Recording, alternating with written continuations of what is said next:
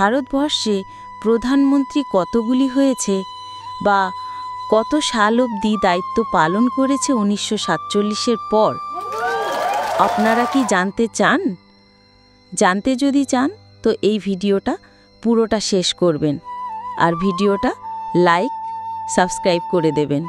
জওহরলাল নেহেরু 1947 থেকে 1964, গুলজারিলাল নন্দ 1964, অস্থায়ী।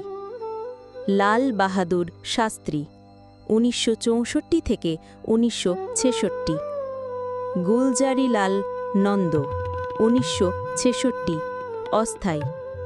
ইন্দিরা গান্ধী 1966 থেকে 1977, মোরারজি দেশাই 1977 থেকে 1979, চন্দ্রশেখর 1979 থেকে 1980, ইন্দিরা গান্ধী 1980 থেকে 1984, রাজীব গান্ধী 1984 থেকে 1989, বিশ্বনাথ প্রতাপ সিং 1989 থেকে 1990, চন্দ্রশেখর 1990 থেকে 1991, পি.ভি.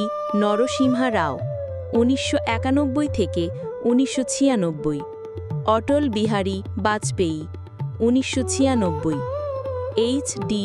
দেবেগৌড় 1996 থেকে 1997, ইন্দার কুমার মানমোহন 1997 থেকে 1998, অটল বিহারী বাজপেয়ী 1998 থেকে 2004, মানমোহন সিং 2004 থেকে 2014, নরেন্দ্র মোদী 2014 থেকে বর্তমান 2 জানুয়ারি 2024।